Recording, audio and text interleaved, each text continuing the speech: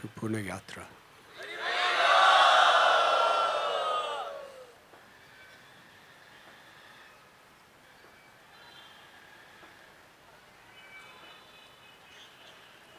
This is the 22nd anniversary of our first Pune Yatra.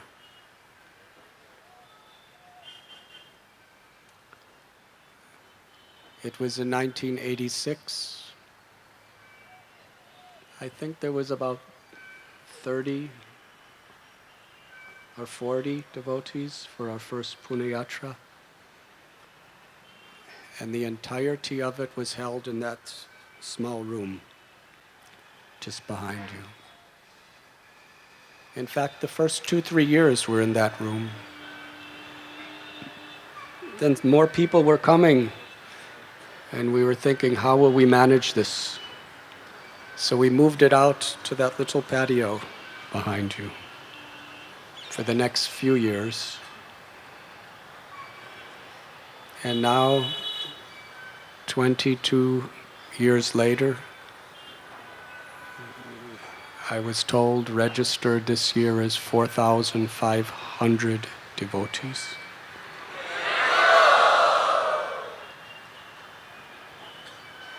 Now, for those of you who are grihastas, or for those of you who are not grihastas,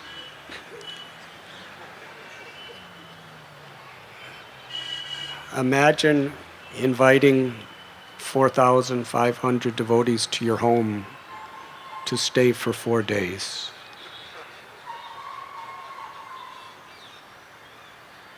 But yet, Krishna Chandra Prabhu, Radha Priya Devi, and their families, they do this every year.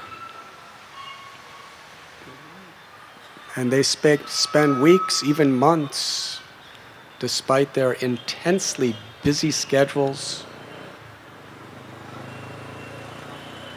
being CEOs of massive international corporations, having a family with children, being in the marriage board, having counselors who are their counselees, as well as counselees who are their counselees,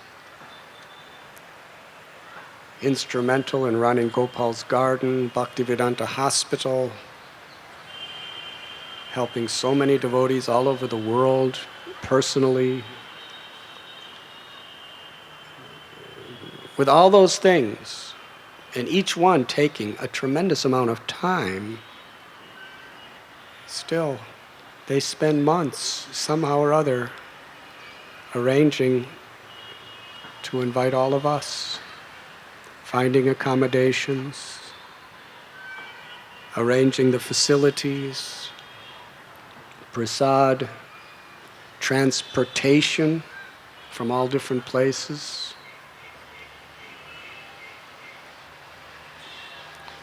This is Vaishnav hospitality in a wonderfully exemplary way. And it is all for the purpose of facilitating us coming together to hear the glories of Sri Sri Radha and Krishna, to chant the holy names for hours and hours and hours without any disturbance. The idea of this yatra is we can get away from all of our other diversions and distractions in life, simply for the purpose of being together, for Shravanam, Kirtanam, Smaranam, for hearing and chanting about Krishna, and Vaishnav Seva. There is no other purpose of this yatra. There is nothing else to do here except hearing, chanting, in Vaishnav Seva.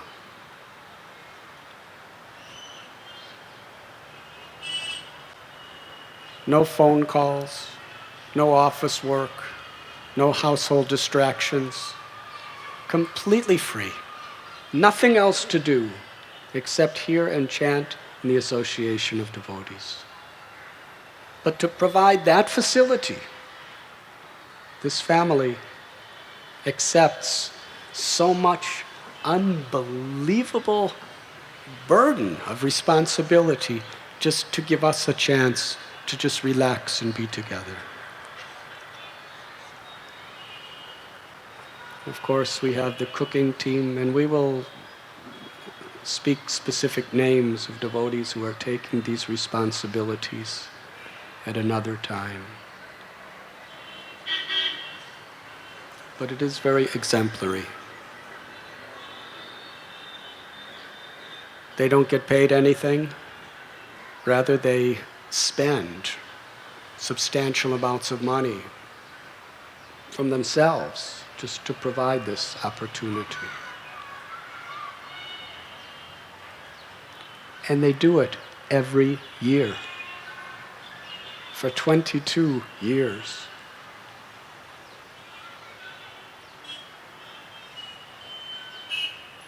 And they're getting older, and the Yatra is getting bigger, and they're getting happier and happier as it's happening.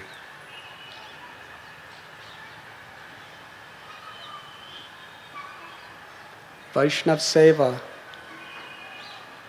the opportunity to serve devotees, is the greatest blessing we could receive from Krishna. Sri Chaitanya Mahaprabhu has prayed, Na dhanam na janam na sundarim kavitam va jagadisha kamaye Mama janamani janmanishwari bhavat bhakti rahaita ki tvai.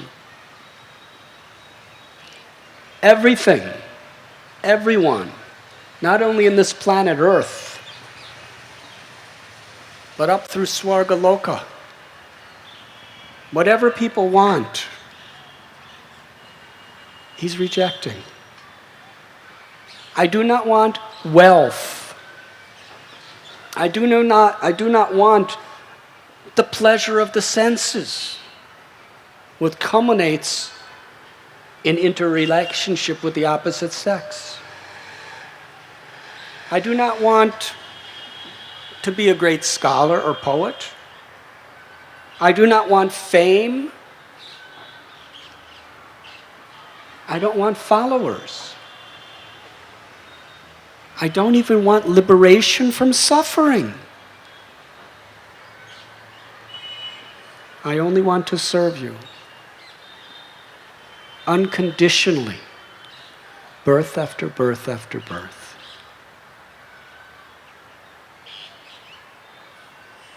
And what is the greatest service we can do for the Lord? We have to ask the Lord, and the Lord has already answered in the Adi Purana, Mad Bhakta Puja Vyadika. The service that pleases me most is service to my devotees. Srila Prabhupada quotes Lord Shiva talking to Parvati. The greatest service is service to Vishnu. But even better than service to Vishnu is service to the devotees of Vishnu. Why is that?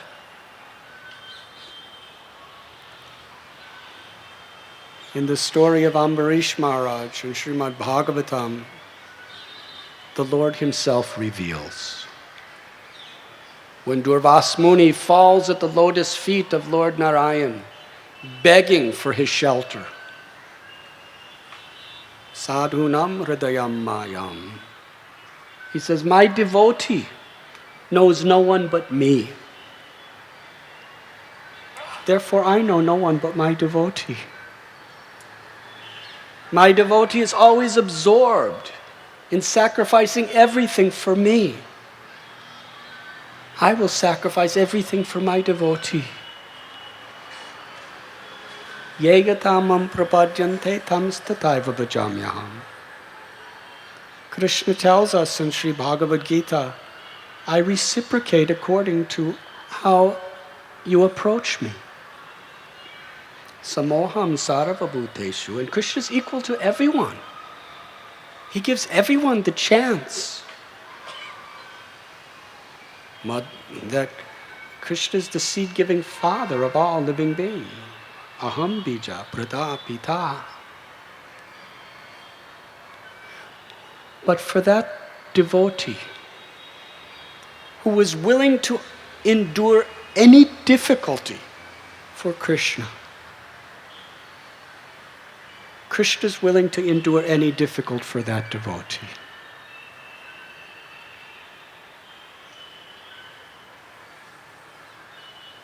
Lord Chaitanya Mahaprabhu tells in Sri Chaitanya Bhagavat on several occasions, I am the prisoner in the heart of my devotee.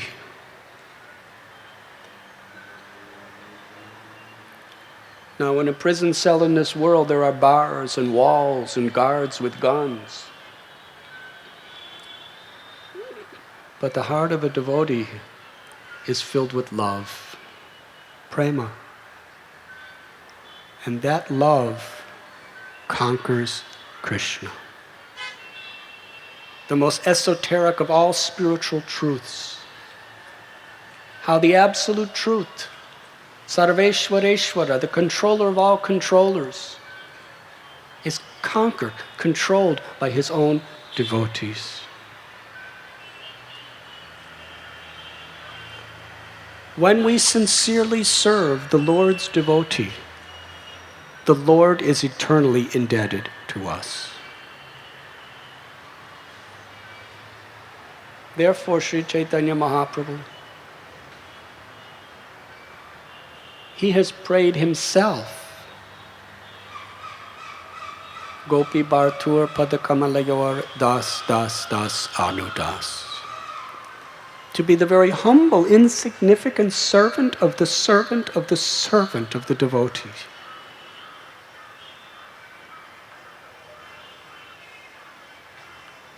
Lord Narayan told Durvasa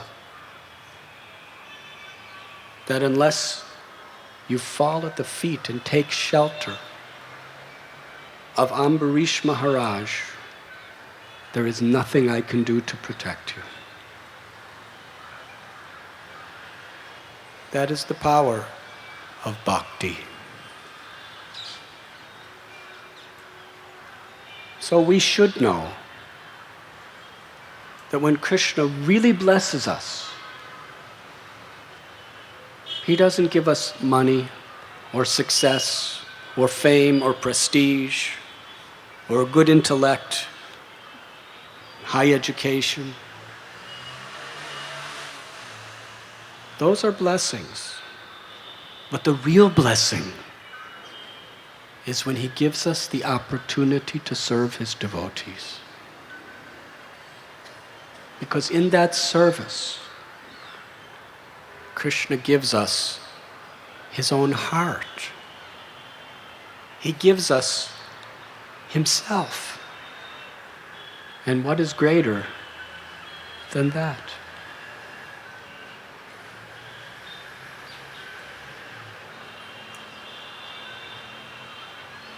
What does it mean to serve the devotees?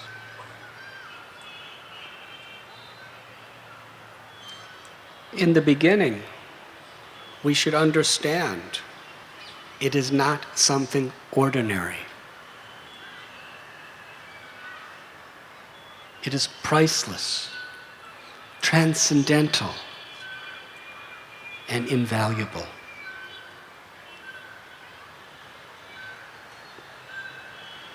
It is Krishna's heart. So we should be grateful. We should understand its importance. It is said that familiarity breeds contempt. On the material platform, that is the law of nature. But when Krishna is in the center,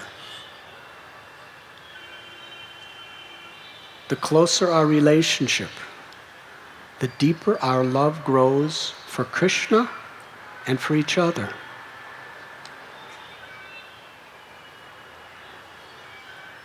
And it is eternal and ever expanding. Machchata madgata prana bodhiyanta parasparam katyantaschamam nityam tushyanti charamanti cha. When my devotees come together, they enjoy discussing topics about me, keeping Krishna in the center.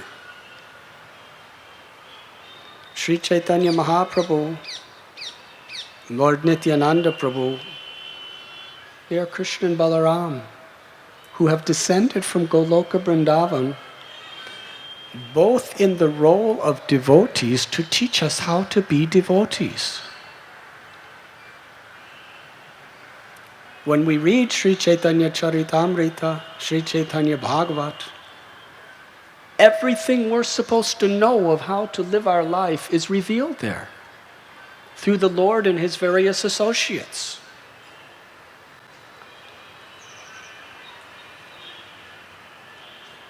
And what is the constant theme? Devotees serving one another. When Maharaj Prataparudra was in difficulty, all the devotees came to try to help him.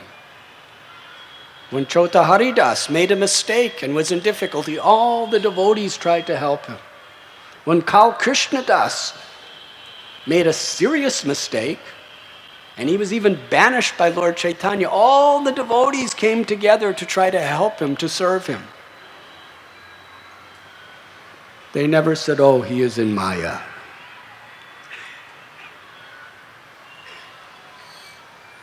Srila Prabhupada, when a devotee went astray, he was very, very much concerned with bringing that devotee back. Srila Bhakti Siddhanta Saraswati Thakur, this was told by Prabhupada's god brother Bhakti Rakshak Sridhar Maharaj. He said that when a devotee would leave his devotional service and go back into Maya, Bhakti Siddhanta Saraswati Thakur would weep tears of compassion. He wanted the devotees somehow bring him back. I have shed buckets of blood for each and every one of you. That is how much he cared.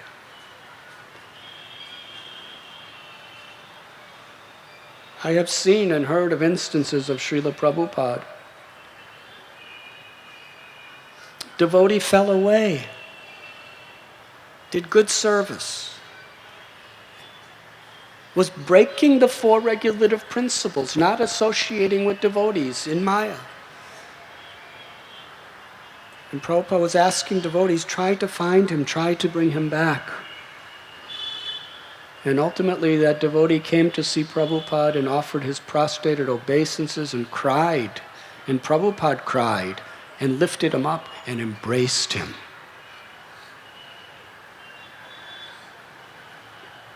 And when Prabhupada was on his deathbed, he said to one of our leaders, please bring him back to the path of bhakti.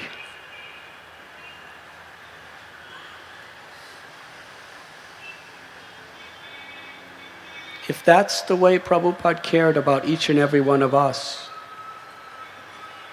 we should understand how important it is for us to care about each other.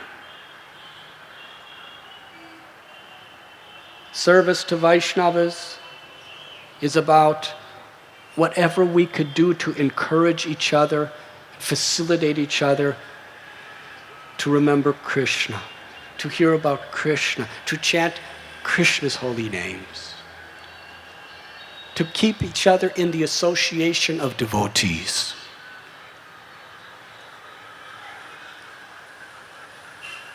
This was the mood of Sri Chaitanya Mahaprabhu and his associates. They would come together and chant and chant and chant. Nam Sankirtan. In Navadvip, they were chanting kirtan all day. And one day Sri Chaitanya Mahaprabhu told them, we're chanting, doing kirtan all day, Harikatha, but night we go to sleep. Every moment of human life is so valuable. We should continue the kirtan every night throughout the night for the next 1 year. That means no sleep. Or somehow or other, whenever you can get it. And the devotees, they just went, Haribol. There was no hesitation. And they did it. For 1 year. Srivasangam, or the house of Chandrasekhar, they simply chanted and danced, encouraging one another. The highest loving expression toward each other is to share Krishna, to share devotional service. And that unity is so pleasing to Krishna that he superempowers each and every one of us because he's so pleased with that unity. The Supreme Lord approached the Prechetas and told them, I have come to fulfill all of your desires, to give you the highest benedictions because of your friendly relationships with each other in my service.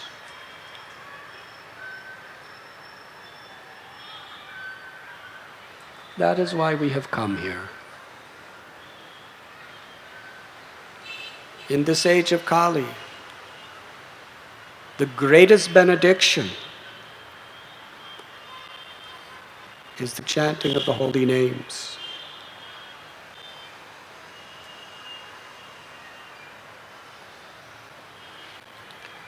When we, in a service attitude toward each other, chant the holy names together, Srimad Bhagavatam explains that will extinguish all envy amongst devotees.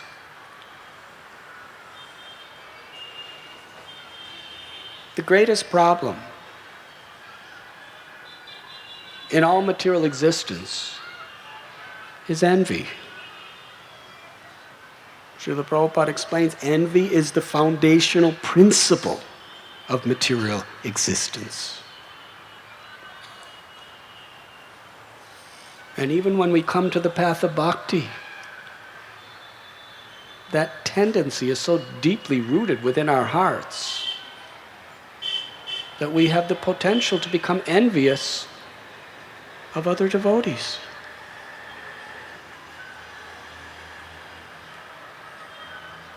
Due to the false ego.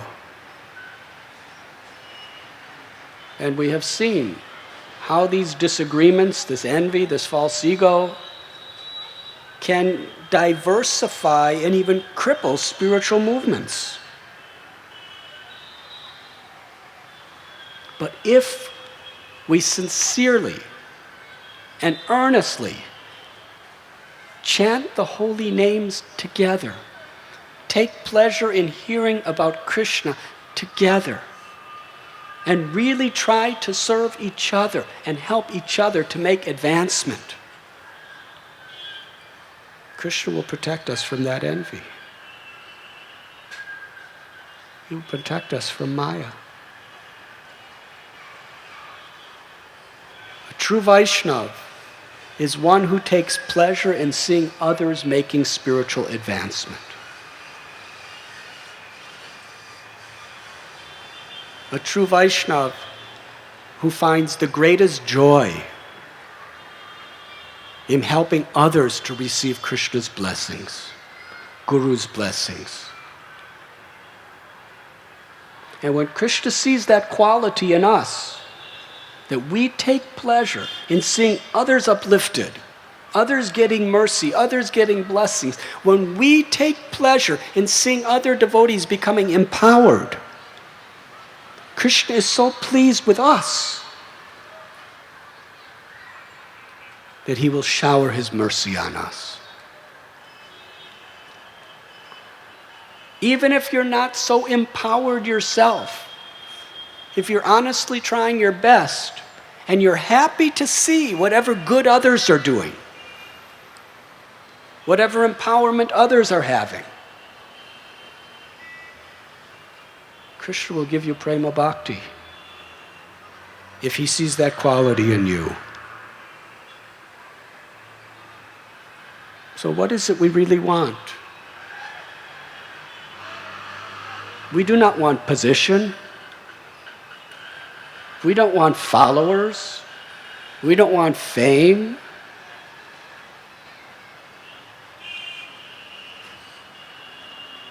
We want to love the Vaishnavas.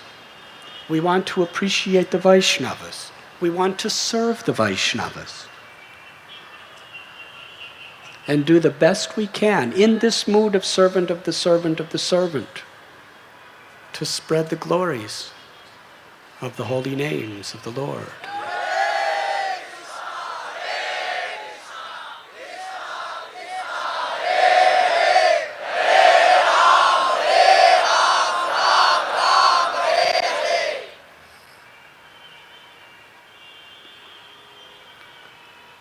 Each and every one of us, if there's 4,500 people here, that means each of us have 4,499 opportunities for devotional service.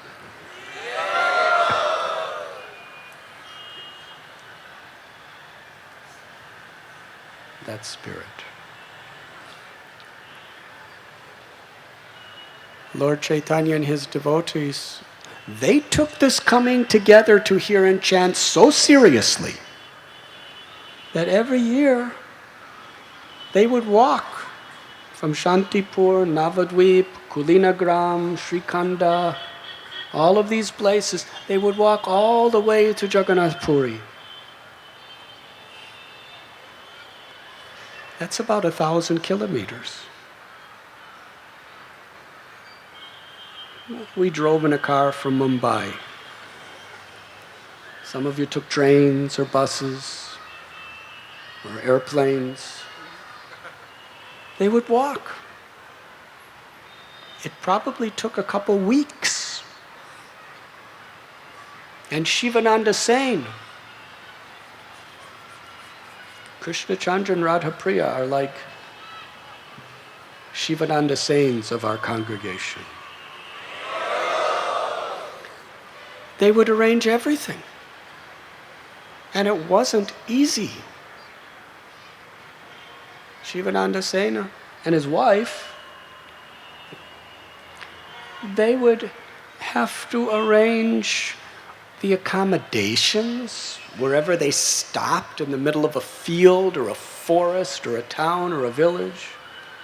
They would have to arrange full prasad every day for all the devotees. But the most difficult part is they had to go through different provinces, which were different kingdoms. And they would have to, like an immigration, they have to go through. And in those days especially, it's not that much different today, you'd have to bribe the people at the border and pay taxes to somehow or other get them in. And sometimes the leaders or the tax collectors were very corrupt. And Shivananda Sen would have everybody else go in and relax, and he would have to spend sometimes hours and hours and hours at, arguing and negotiating and somehow or other trying to get whatever he had to utilize to get them through. Such service. And we know the story, how just a stray, ordinary dog happened to join the party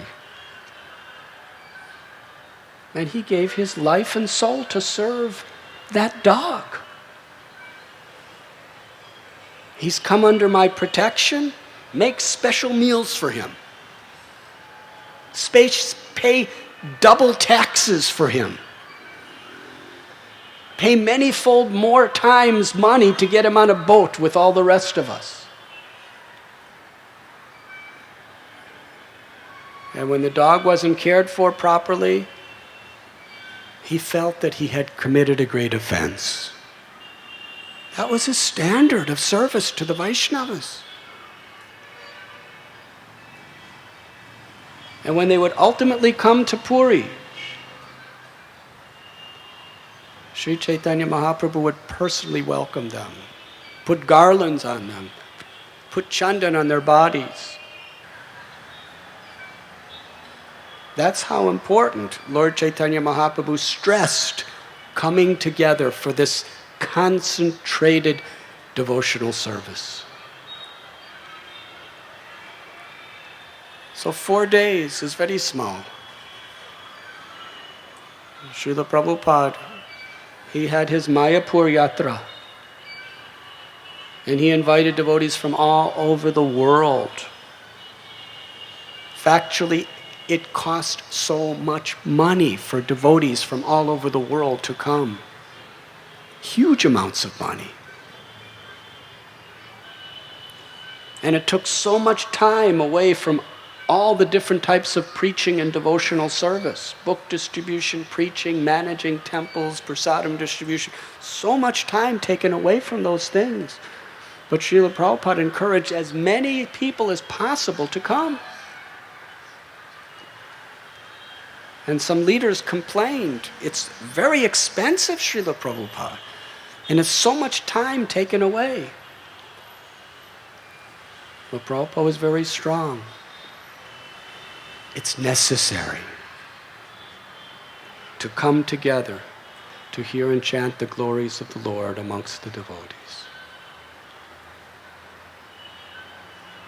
That is why we have come. Pure devotional service is the only reality.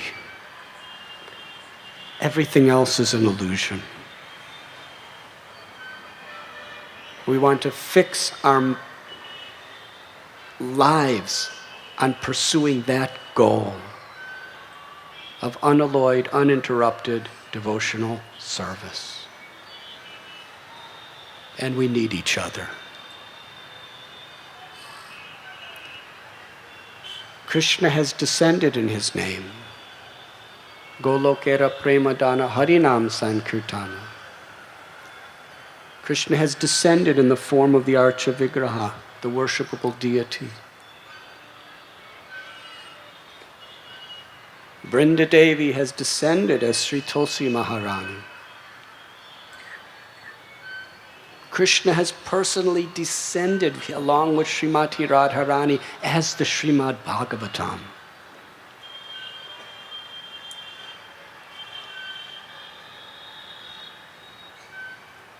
When we share these wonderful gifts with each other and sincerely endeavor to absorb ourselves, our body, mind, words, and life absorbed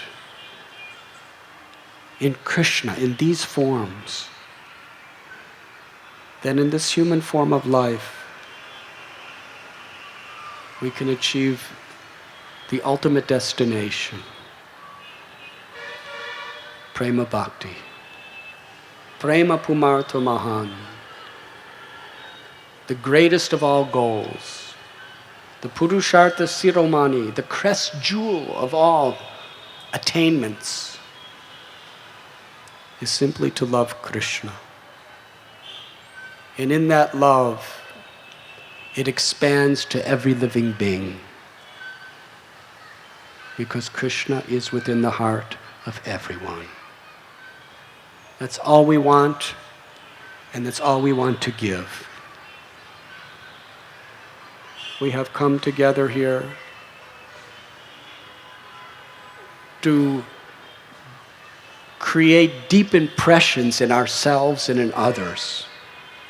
to pursue this goal through every moment of every day throughout our life.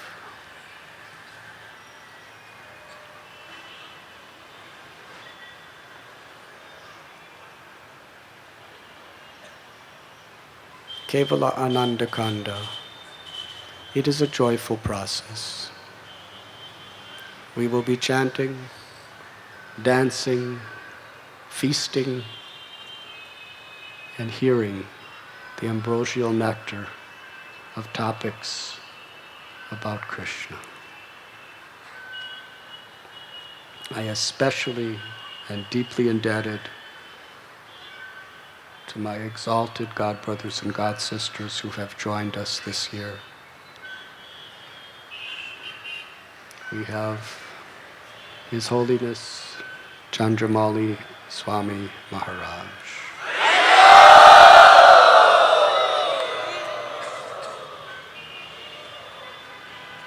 Who is a true gentleman in every respect.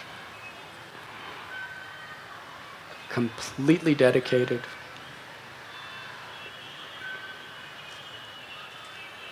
to Srila Prabhupada's divine service,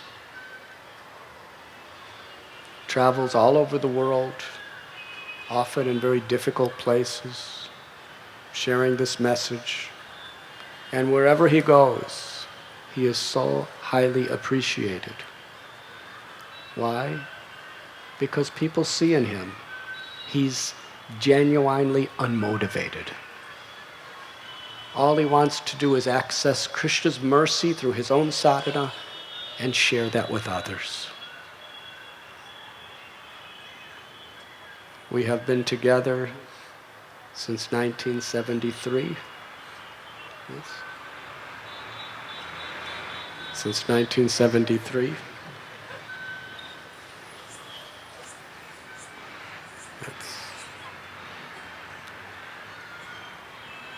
How many years is that?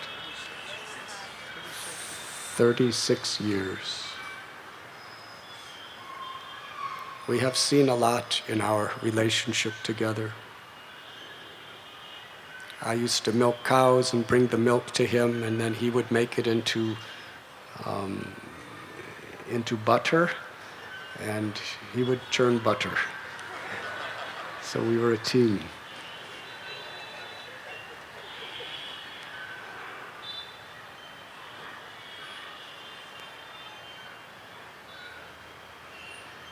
But it's really a beautiful blessing upon all of us that he comes almost every year to our yatras.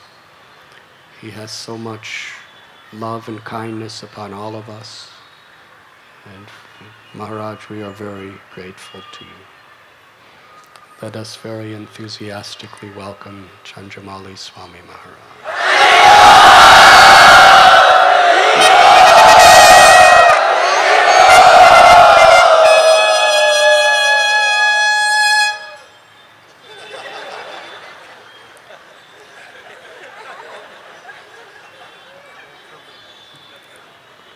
We also have His Holiness Bhakti Vishvambar Madhav Maharaj.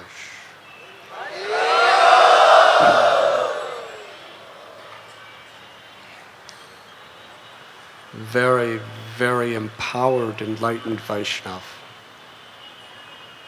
Prabhupada's disciple, who traveled with Radha Damodar Sankirtan party as a book distributor. Many years, never ever ever gave up his devotional service. His enthusiasm is utterly contagious. Such a brilliant memory. He just has such an incredible taste for hearing about Krishna and speaking about Krishna. Sometimes it's uncontrollable. I've taken prasad with him and he starts talking about Krishna and we sit next to our plates. It's not uncommon for hours and hours and hours and hours. Once he starts talking about Krishna, there's no end. He has such a higher taste. And he's just so enthusiastic. Srila Bhakti Siddhanta Saraswati Thakur said, if you want to spread Krishna consciousness, you have to be enthusiastic. So we could learn so much from Maharaj in this regard. He's traveling all over the world, enthusing people wherever he goes, absorbed in hearing, absorbed in chanting, absorbed in studies. And he had his Govardhan Shilas, Krishna Balaram, and how he worships them. Such creative, devotional offerings.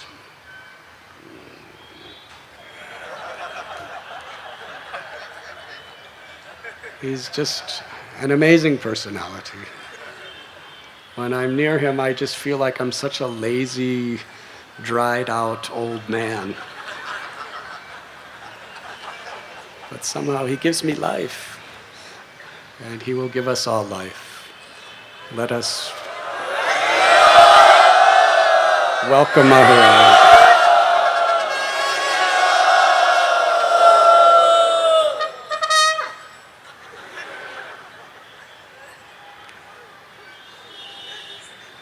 And we have very, very dear God sister, Her Grace Sukhavaha Devi.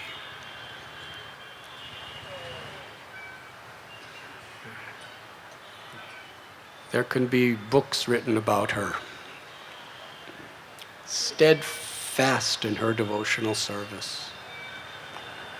And it's very difficult to explain, and it's very difficult to understand all of the various impediments and trials and tribulations and everything else that she had seen on the path of devotional service. But her love for Srila Prabhupada and her sincere intent to love Krishna and serve the devotees has always been in the forefront of her life.